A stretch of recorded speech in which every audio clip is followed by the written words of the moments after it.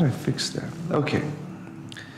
Okay, we're in lesson 13, but I want to review. Gail made a great point yesterday. She sent me a text about ekbalo, because we were talking about that a few lessons ago, and I was talking about, why does ekbalo go to exebalon, exebalon in the imperfect, right? And we were mentioning how we go here to the xi. And Gail pointed out that when we talked about prepositions a chapter or two before, ek has an allomorph. Remember, an allomorph it just means it's a different look of the same thing. So in English, an example is a house, an apple, where a and an are the same meaning. It's an indefinite article, but they have two different looks. And use the an version before a word that starts with a vowel, generally, and then a before everything else. So that's an allomorph. So an allomorph of ek is x. When does x appear? Before a vowel. So remember then that when we turn balo into an imperfect, we add the past time morpheme epsilon. And if you remember, when you make words by adding a preposition in front of it, you add the morpheme not in front of the preposition, but in front of the verb, balo. So it would be ek-ebalon, or ek-ebalon, but because the allomorph is x before a vowel, it's x-ebalon. So that was a good find there. It made sense somewhere, right? Some rules are arbitrary, but not always. Okay, so that was a good catch for next time. I appreciate you guys looking for this kind of stuff. Again, I'm not a Greek expert by any means, and teaching this stuff, it's not as if I know every nuance and in and out. So when you guys help me, that's really good. I really am just doing this barely ahead of you guys, but for me, this is good. This is good for review. Hopefully it's interesting to you as well. Okay, so thank you for that, Gail. Us, you're an expert. Well, I don't think it's relative, and that is true. So I don't mind being a little bit more in front of you guys, even if not much. And if you enjoy it, I enjoy it. I get to enjoy it with you. All right. Now we've talked about principal parts. These are kind of the main looks of verbs that you build the forms off of, and we've already gone through 4 of them. So there's the present principal part, luo, the future principal part, luso, aorist, elusa, and the perfect and pluperfect, leluka. And we've noted some of the distinct features of these principal parts. Of course, the future, it's the sigma, the future time morpheme. For the aorist, it is the past time morpheme epsilon at the beginning, and then the aoristic morpheme sigma or sigma alpha. And then what was the distinction of the perfect and pluperfect forms? Reduplication is a fancy word for it. And you might say, well, what is imperfect? Well, the imperfect is built on the present tense. So that's not considered as a principal part. So today we come to the perfect middle and passive, as well as the pluperfect middle and passive. And as you might know, the key feature is reduplication.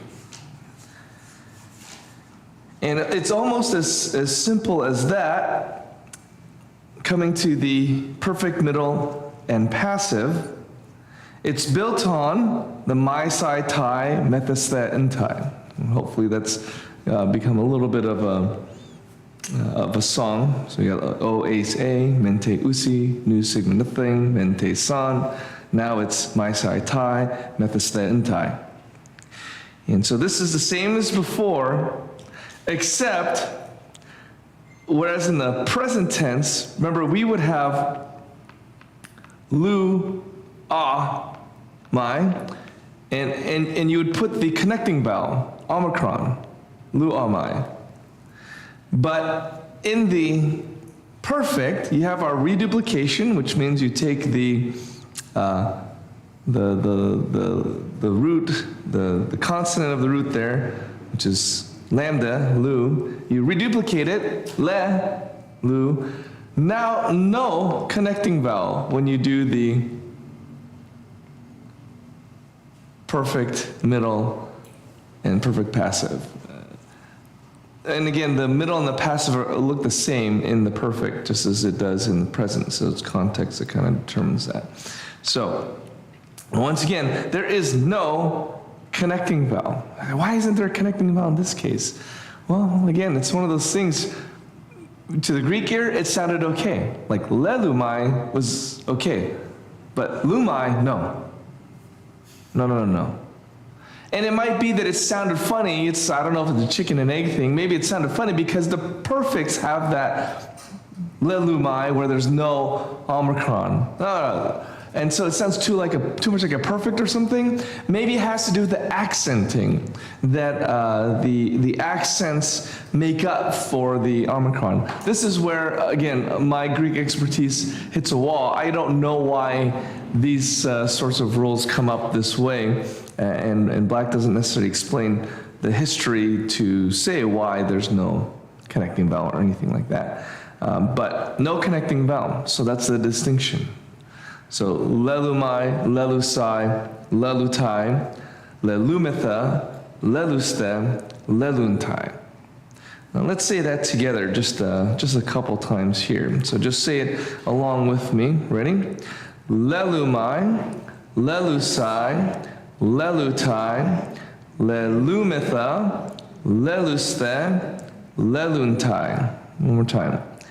Lelumai, lelusai, lelutai, lelumitha, leluste, leluntai. I think they're fun to say. These middles, I think they're fun to say. The my side tai, metastentais, I always enjoyed them.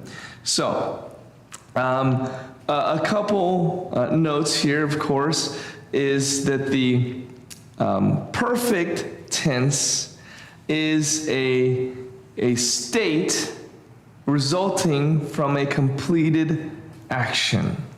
So some might call it stative. Remember the idea in general with the idea of perfect and imperfect. Don't think of, it's very easy for us to think of like perfect as like a perfect score on a test. You think of perfect meaning this is without any blemish or flaw. That's my mentality. I don't know about you when I see perfect. And imperfect is something then that has flaws or is somehow not up to standard. Linguistically, that's not what we mean by perfect and imperfect. Something that's perfect, it means, and actually the word in Greek for perfect can also mean complete. It doesn't necessarily mean perfect as in this is without blemish. So we want to make sure that when we think of this, we're not maybe importing those ideas. So imperfect means incomplete or ongoing. This is not done deal. This is not finished. So something can be perfect if it's just done. It doesn't necessarily mean that it was done well. It just means it's complete. So it has nothing to do with the moral implications of the situation, nor does it have anything to do with the wellness or I don't know, again, perfection, like this is like the pinnacle or the peak of it. No, perfect action is just complete action. Imperfect action is ongoing. So present tense is an imperfect tense or imperfect aspect because it's ongoing. It's not complete. A racetrack is complete. It is a closed loop. I saw a trailer for a movie where it's based on a Stephen King thing, and it's a race, but it ends when there's only one person left, and so they're just walking across America or something, And so it's imperfect race because there is no closed circuit. You cannot complete it. It just is ongoing and ongoing. It can go 3,000, 10,000 miles. It just goes until there's only one person left. Versus F1 or something like that, where it's a closed track. It's a perfect loop. It is complete circle. It is, and there's a beginning and an end. I guess you could keep going around in that circle in that sense. But the loop itself, if you think of the loop itself, it's complete versus something that just, this race just continues on and on until, no really discernible end or known end. Okay, so for the middle and passive, again, we talked all about that middle thing. It's the same idea except in the perfect tense. So you could translate it something like, in English we use the have, the helper word have. I have loosed myself, or for myself. I myself have loosed. Remember, they have, this is the reflexive kind of way of looking at it. Or emphatic here, reflexive here. This is more the idea of a middle, though. It's like I've loosed, and in some sense I am benefited or advantaged by it. It is affecting me somehow as I do it. As a passive, it could be rendered I have been loosed, or just simply I am loose, because in English, the idea of being, say, released, if you're released from prison, say, I am released, or I am released, it's something, I am in a state of freedom because sometime in the past I was released. Does that make sense? Anyway, I think you guys get all that now with the perfects anyway. The translations, however, are approximations at best. What is it? Are we guessing? This is one of those hedging kind of language I like here when it comes to language. It's like saying context is king. Well, yes, it's true. Sometimes the Greek perfect passive has to be translated by the English simple past, as in 1 Corinthians 15:3 and 4. Christ died, aorist active, so just a bare statement of his death, and was raised. That's the perfect passive. Here, however, the perfect was raised contains the further thought and is still alive today. So maybe it would be weird if you did Christ died and has been raised would be one possible translation of that. But does that sound funny to you? Christ died and has been raised. Does it sound too past tensey? Or, why not just say Christ died and is in a state of having been raised till now, something like that, right? Approximations. I think, it's not an easy job to be a translator at times, because you might have intuitions about how English works that maybe not everyone else does. So when you translate and you're thinking about, is my goal for as many people to understand this, as intuitively as possible, or is it to be as descriptive as possible, or is it to be as simple as possible? Or, that's why you can have, a dozen different translations of Les Miserables in French. And they're going to have the same story, never changes, but some of the nuances and prose are going to be different with different translators. But this is why, because, how do you communicate a perfect passive in English appropriately?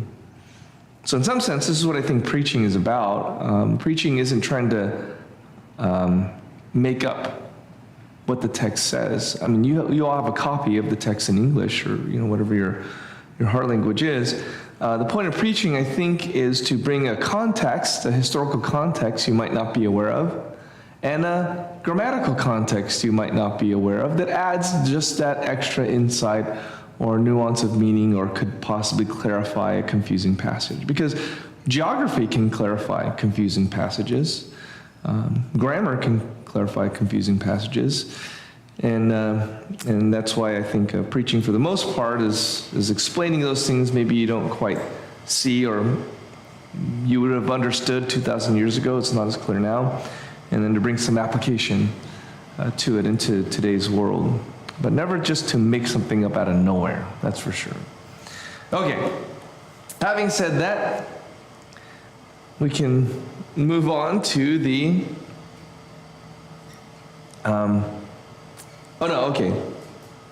It should be noted first, before we get into that, that verbs whose stems end with a consonant undergo certain changes when the perfect, middle, and passive endings are added to them. For example, the perfect of grapho is gegramai in the first person singular, but gegraptai in the third person singular. It's not necessary to learn these modifications at this stage. Once the principal parts of a verb are known, the forms are usually easy to recognize. So, yeah, there's something interesting going on here, right? Because in the mai sai tai, the mai, you got a mu in grapho. And now you can kind of see where words like maybe grammar come from. But gegraptai in the third person, so the fact that it's a tai did something or did not do something to the ending of grapho to make it a pi or p rather than a mu. So you don't need to, he's like, I'm going to bring this up, but you don't have to worry about it at this point. It doesn't happen a lot, and you'll know kind of by observation, but let me just throw this monkey wrench in there. Okay, so any questions about perfect passives, perfect middles? Pretty straightforward. Mai sai tai met the seventh time, reduplication. Yes? Is there anywhere where just the vocabulary has all the principal parts written down? Or like, would that be For that verb? Just like for all the verbs? You have, in the back of black, you do have, I think it's called like select principal parts for verbs, something like that.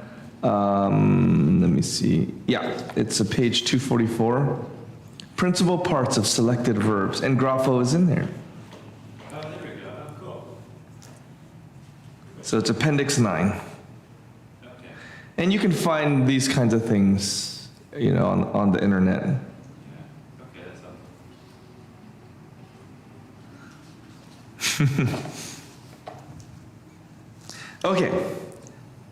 So mai sai tai, methista and tai, reduplication, boom, you have your perfect middle, perfect passive.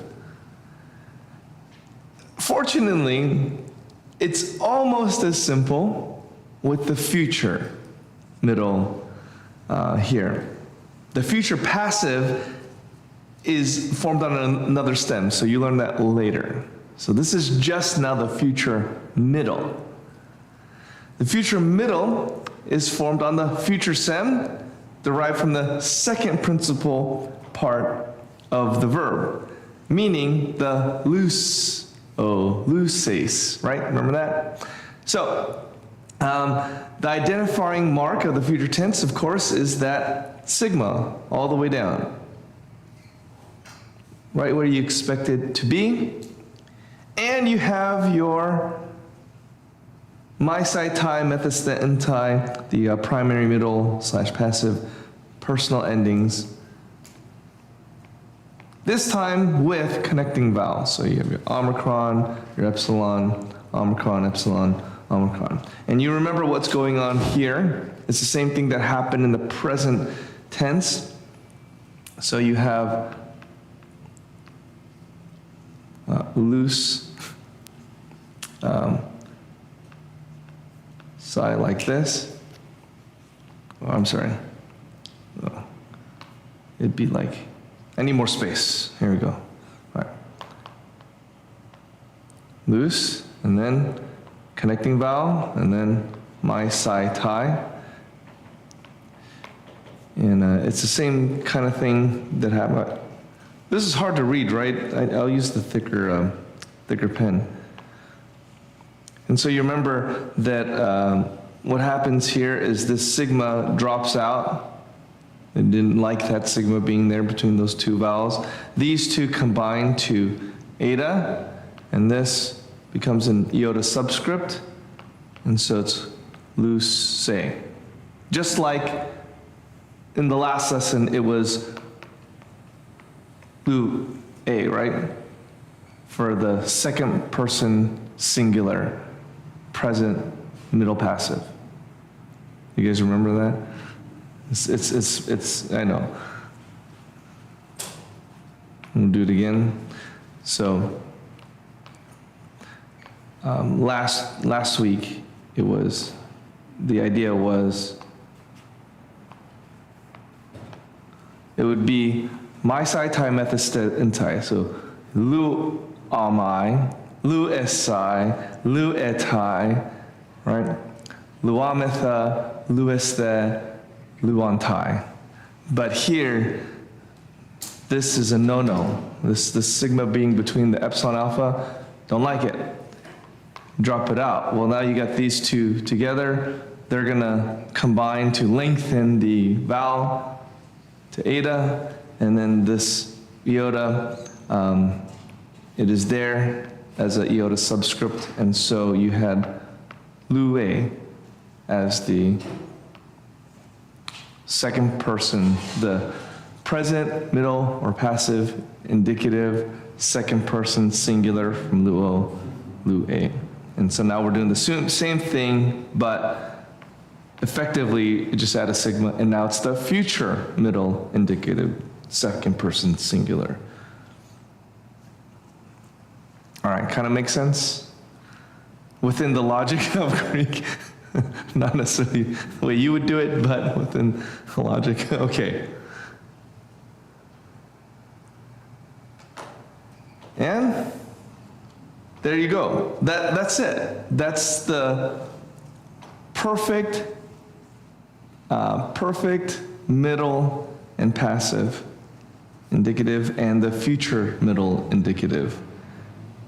The keynotes being our my sai tai methods, the anti endings, reduplication for the perfects, and the sigmas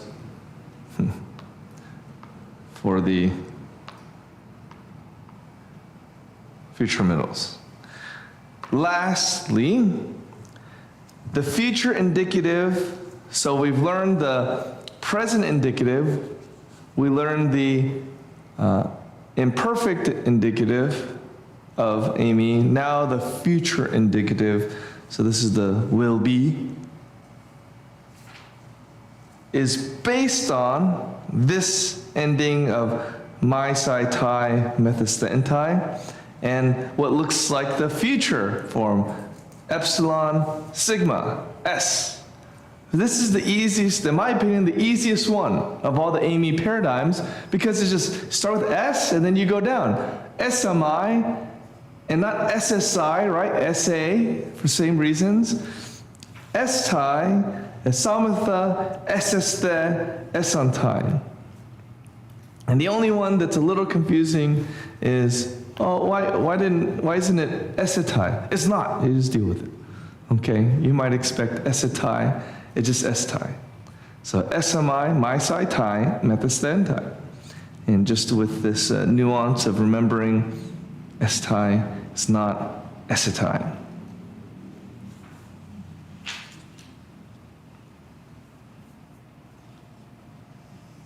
So let's read these ones together.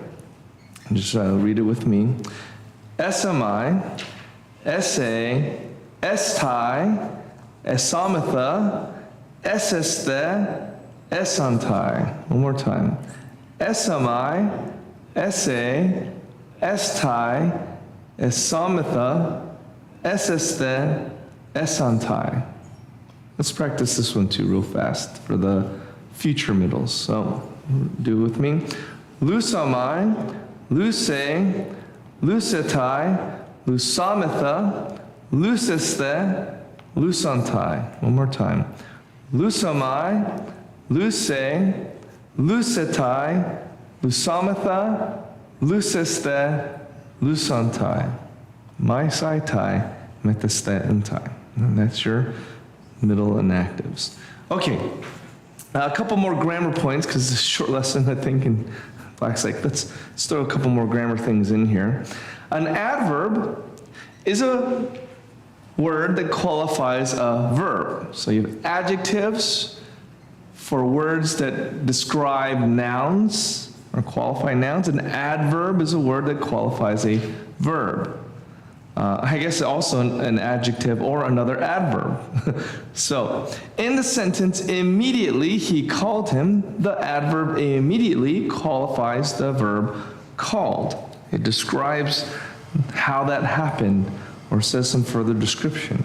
Some adverbs are formed from adjectives by substituting sigma or nu at the end of the genitive plural. So what is generally a genitive plural ending is own. Right? Oi, own, ois, us. Right? Remember that? Oi, own, ois, us. That's your generally a second declension, second person plural genitive. Own. So kalon, the genitive plural of kalos, is from kalos. So you took the nu here and you substituted a sigma. So nu turning to sigma, now you have kalos, which is rightly or well. It is an adverb. You did rightly, you did well, as opposed, okay. Other adverbs reflect various case endings, as for example, se meron, today, equals accusative singular. Many adverbs, however, are of diverse forms that must be learned by observation. The same kind of thing. So learn by observation, learn by seeing it, being exposed to it, context, etc.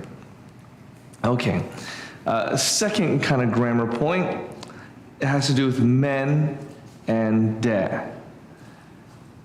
These are often used to express contrast. So sometimes this is expressed like this. Men means on the one hand, and de will then be which is usually but, right? It's a mild contrastive, would be on the other hand. On the one hand this, on the other hand this. So for example, 1 Corinthians 1:12, ego men eimi Paulu, ego de Apollo. I, on the one hand, am Paul, but I am of Apollos. So, or of Paul, I should say. This is a genitive, right?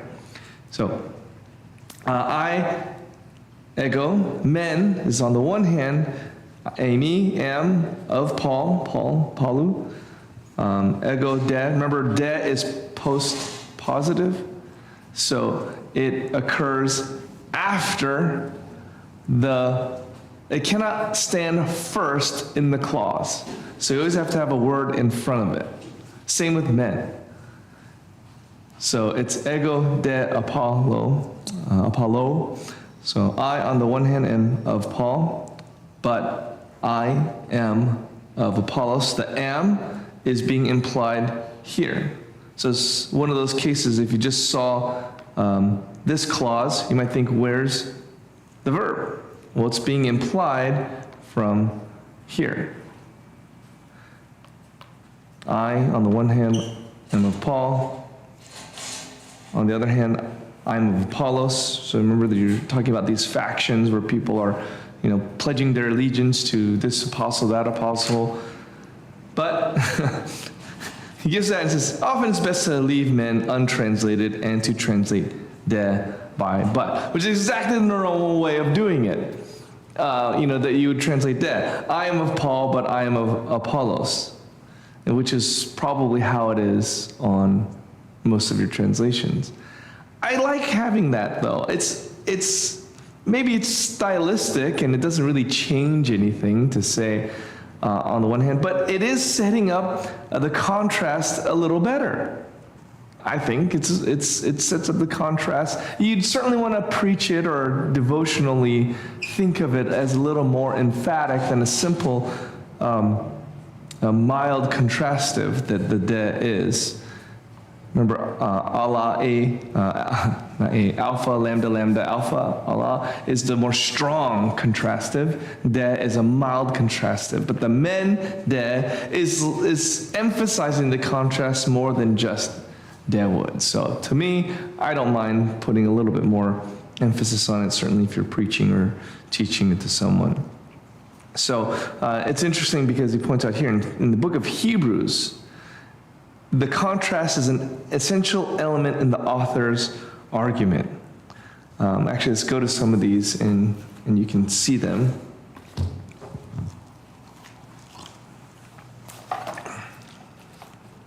Hebrews 1:7. Let's see what the ESV says here.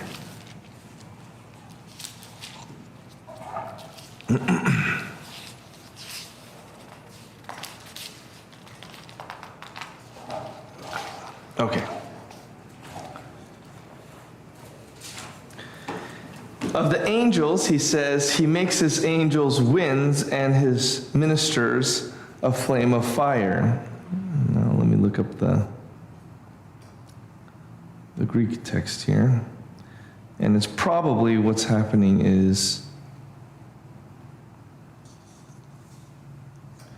and on the one hand, to the angels, he says, it's 7 and 8. I don't know why he put just 7. So the idea is, on the one hand, of the angels, he says, he makes his angels winds and his ministers a flame of fire.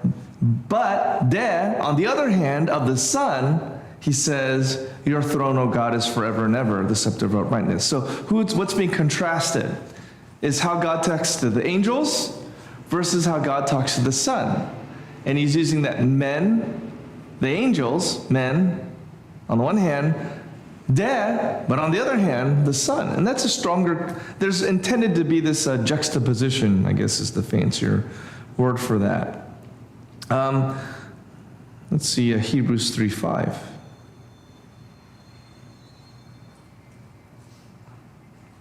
Oh, yeah, man, these are important. So now Moses was faithful in all his house as a servant for a testimony of those things which were to be spoken later. But Christ was faithful as a son over his house. So who's being compared? Moses and Christ. On the one hand, Moses, blah, blah, blah. But on the other hand, Christ. So Christ is, what's the theme? One of the themes of Hebrews. Christ is superior, superior high priest. He's a superior sacrifice. He's, and there's a contrast of the Old Testament so often in the New Testament in Jesus. So you see that, I guess, in all of these examples here. But, yeah, go ahead. On the one hand, does that shorthand turn into now? Yeah. I didn't realize that was in the LSB, but let me see what the ESV says here. Yeah, now it says the same thing. Now Moses was faithful in all God's house as a servant. Verse 6, but Christ is faithful over God's house as a son. So, again, you could say on the one hand, Moses was faithful, blah, blah, blah. But on the other hand, Christ. Now maybe that sounds too almost casually making an argument, right? Like I'm trying to, it's like a salesman. Now on the one hand, the vacuum cleaner you got now, it's gonna pick up the dirt. But on the other hand, this one is gonna last you 15 years and never need any maintenance, right? So maybe it sounds a little too casual or colloquial, or I don't know. Maybe it doesn't seem as emphatic as a argument style, because I don't, if you're, I guess, I don't know, if you're a lawyer in a court case, I would probably say that on the one hand, but on the other hand, it doesn't sound too casual to me. And the author of Hebrews is almost presenting like a legal case, why Christ is better. So I don't know. I don't know why it is that he has an aversion to that. No. Okay. Men and de can also be used with the plural definite article In this case, it's going to be hoi, here and here, to express some ... others. The New Testament examples, Acts 14:4, hoi men eison, sun tois judaios, hoi de sun tois apostolos. So you have, this is going to be translated some. And the hoi just hanging out there is like some of these, something like that. Some, it's being used almost like a substantive. So some were with sun tois judaios, the Jews, but others, and again, no verb here. It's implied from here. But others were with sun tois apostolos, the apostles.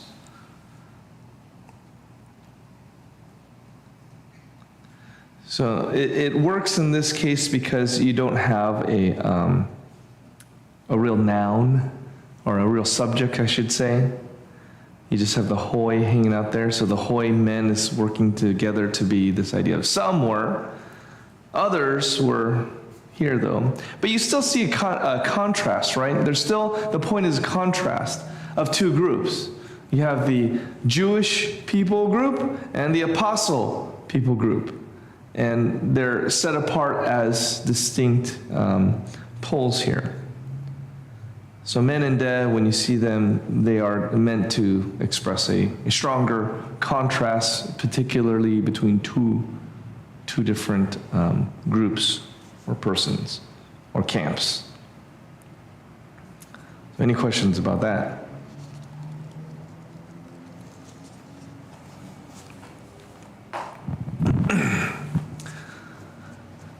Okay, any questions about anything?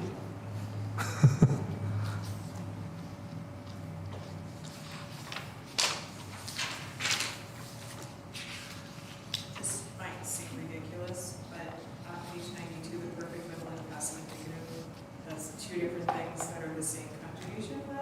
Yes, Okay. so they will look the same. And it's the same with the present. Present, middle, and passive. So they look the same, and context is going to determine which one it is. Mr. Yuri, Yes. back in chapter 9, Mm-hmm. on page 68, Mm-hmm. he gives you some examples here under the emphatic forms of the personal pronouns Yes. that are normally used after prepositions. So he gives some examples. Then he says, but pros me is to me, instead of having the expressive one that's used. But he doesn't explain why it is, why all of a sudden does pros always take the unexpressive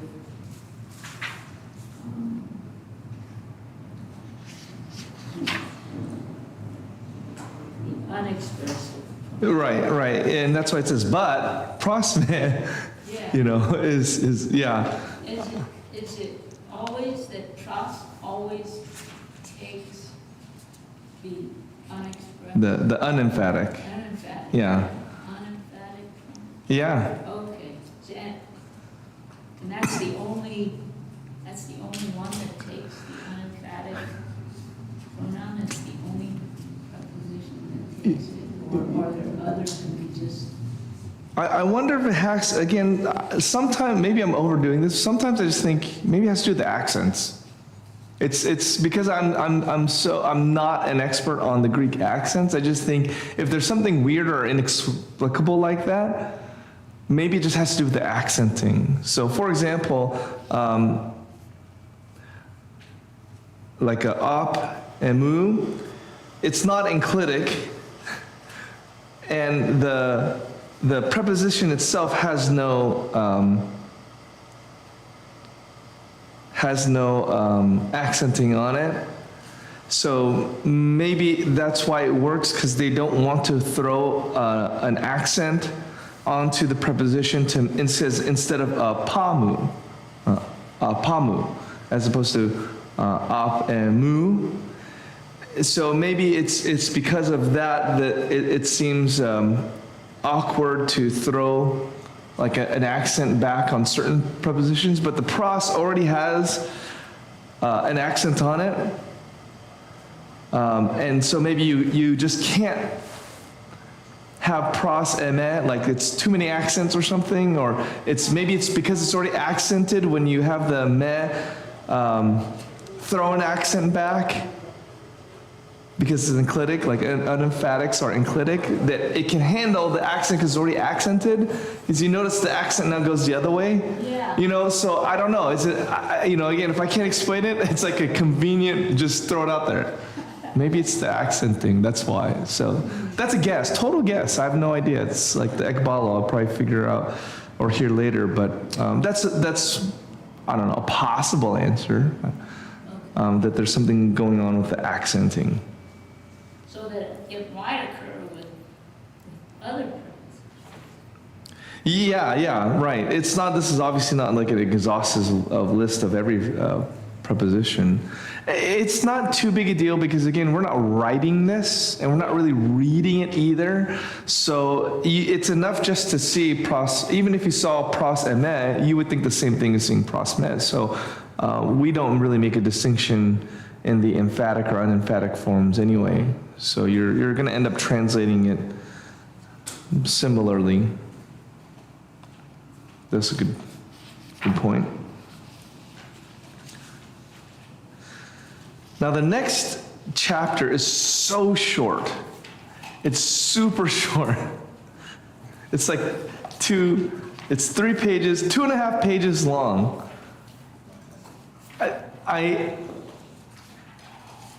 I will give it to you, and next week I think it's going to be the last class of this session. And chapter, 14. No, 14 and 15 are very short.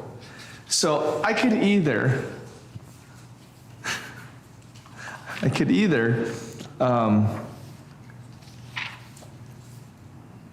just do 15 very quickly today, or we just do 14 and 15 next week.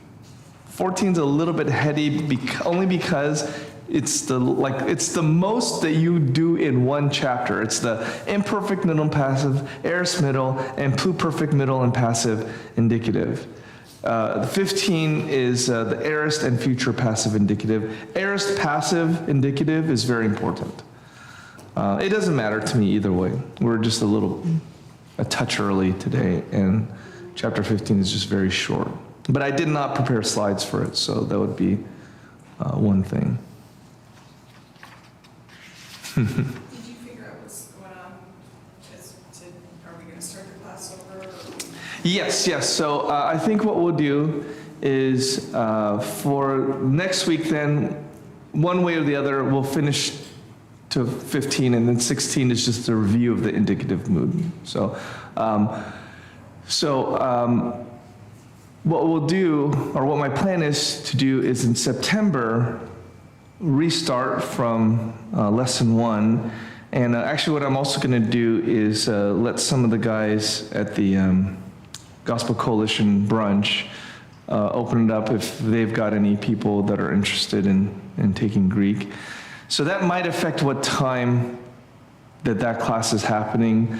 I know for some folks that were interested in doing this, Tuesday at 3 may not be the best, but Thursday at 3 might be better. Because Tuesday is a long day for one of the guys. So I don't know if it's any difference to you if it's Tuesday or Thursday. I teach only Thursdays. Oh, okay. Is evening ever better for any of you, or is afternoon still better? Or 7:30 in the morning? That's not good. Okay. Yeah. Right? You're never going to get one. Right. Sorry, Gail. Right. Well. So that's for restarting the class. For you guys, though, as far as since you guys have already taken, I don't mind more individually helping you or tutoring you guys whenever you have time, and that can be in person, Zoom. That can be, sort of whenever works for you. It doesn't.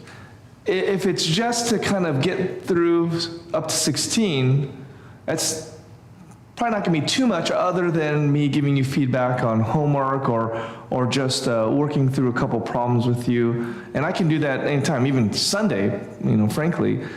So that kind of thing I can do anytime. And or if you wanted to continue on to 17 and beyond, I don't mind more, say, privately tutoring, or I could record a session and then you watch it, and then I go through your homework and quizzes and things like that. So for you guys here, I'm willing to be pretty flexible to either continue in the book or keep you on track for getting up to speed to chapter 16. So if that makes any difference as well, if you wanted to retake the class from chapter 1, you're more than welcome to do that, but I'm perfectly willing to continue on a regular basis. And I think what you want to do is, once we set something up, like, okay, can we review this, once a week at this time or something? We just have to make that fairly regular, or else you kind of lose the discipline of it.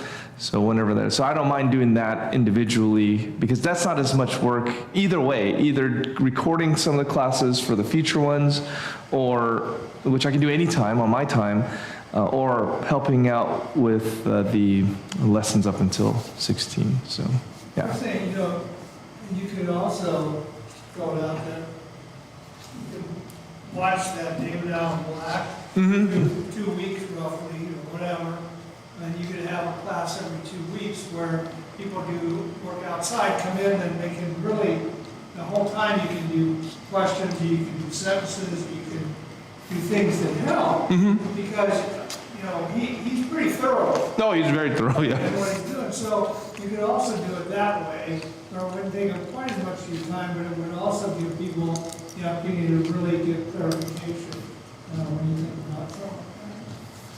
I just think we need to do something regularly, otherwise it drops. Yes. Yeah, right. Right. Yeah. No, for me, it's not that much time for me. I'll put it that way. So I'm, aside from the actual, say, class time, the prep time is not a lot, especially since now that I've made these slides, which don't take me a lot either. It's really nice that Logos had this book. So I literally just copy paste and I take screenshots. It takes me 30 minutes. It's not long at all to do the slides up. And the lessons are very short, typically, somewhat digestible. Like, we could obviously go more into, let's practice the vocabulary or get into the exercises, but just the lesson itself is not too daunting. And once I realized going back that some of the slideshows I didn't save, so I might have to redo some of them, but for the most part, those are all done. So it's not really that much extra time except for classroom time, and I don't mind doing that at all. And again, even like a tutoring thing, to me it's fun, and it doesn't really take too long to address questions. I think it's fun. So don't worry too much about my time, I suppose.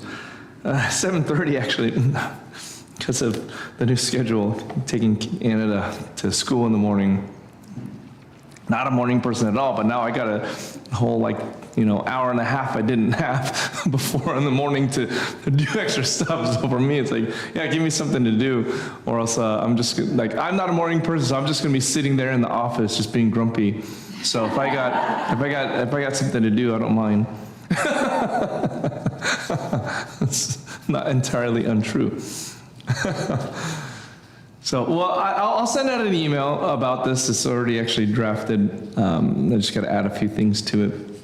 But for this class, do you guys want to keep meeting as a class? Maybe I'll put it that way.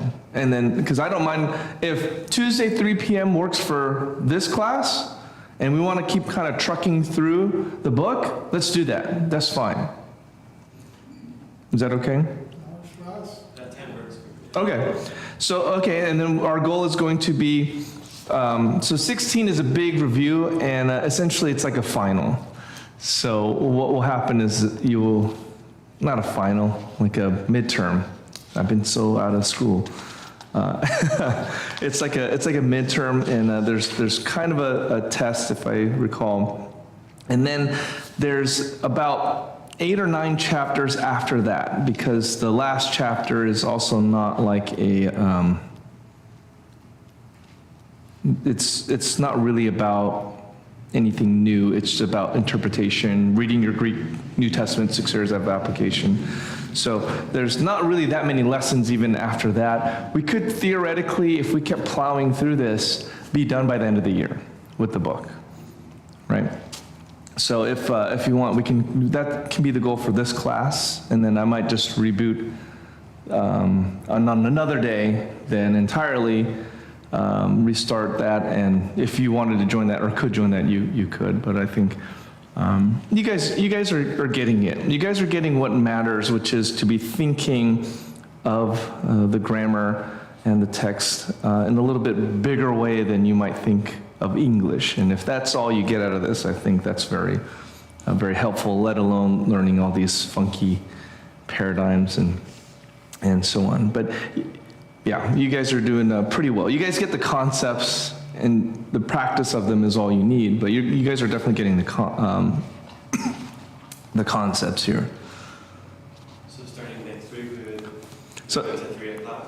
So next week, can you guys still do 9:30? Yeah. Oh, it's you. Okay, so then 3 p.m. I watched the video. I think it was. Is 3 okay? 3? Yeah. Okay. We can just start next week then at 3 p.m. I mean, I can always just watch the video next week to see where. Sure. We actually planned on not having it next week. When you said we were having it in the morning next week, I was like, oh, perhaps. Okay. So 3 p.m. 3 p.m. Yeah. Okay. Next week 3 p.m. scheduled then. Okay, and then we'll just continue on and help each other out here. Okay. Then we'll just cover 14 and 15 next week. It doesn't even add much vocabulary. Like 14 adds a few more adverbs, and then 15 will add aorist, passive, indicative, principal parts to words that you already know. Okay, so and then soon enough, I think starting in 20. All the exercises will be scripture. Let me see. Yeah. So you're just a few chapters away and I don't know, Gary, did you say that we stop adding new vocabulary after a certain point? Yeah, even the vocabulary, it starts to thin out, and you're getting like different parts of grammar. Oh boy, subjunctive and yeah, there's a little bit of stuff left, but yeah, the vocabulary it's a little bit less of like new like words of nouns and verbs. You start to get a little bit more of like particles. It is necessary, and things like that. So, okay, it's not daunting. If you can, 16 is the big hump. If you get to 16 and keep your sanity, you're good. You're in a very good position. I think even with up to 16, you could probably translate 80% or more of 1 John. Maybe even up until 16. Yeah, like majority of John, the Gospel of John, maybe 70% even. John has a pretty simple, he likes the indicative, It's not overly complicated. The vocabulary is not super sophisticated or anything.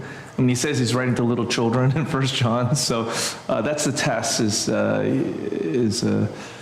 at least at Masters it was, if you can translate 1 John, like passages out of 1 John on your own, you could test out of first-year Greek. So that's what I did, and I think that's what Aaron did as well, and just saved ourselves a little bit of money and time. So I think you can do a lot of that after chapter 16. So you get over the hump of that, you'll be in a pretty good spot. So, okay, well then let's go ahead and do that. We'll stop for today then and plan on a meeting next week. Okay, well let me pray. Heavenly Father, we do thank you for all your goodness, for all of your love, for all of the grace that is given to us in Christ, though we don't deserve it. And even as we long to know you better and more, and with this class, trying to express that in kind of a tangible, committed way. Let's learn Greek. Still, Lord, we know that we can be full of all the knowledge in the world and be as demons, believing but in unbelief, and not truly trusting. So we pray that as we do learn and do know and do grow, it would be reflected in hearts and attitudes of worship, that in humility and service to you. And we pray that those who really understand that those who know more are accountable for more. And if we are gifted with this opportunity to read your word, then may we see also the responsibility to live it out. And so thank you, Lord, for each one here and their commitment to know you and follow you, not just in the context of a Greek class, but just their lives. And bless them as they go today in obedience and faithfulness and trust of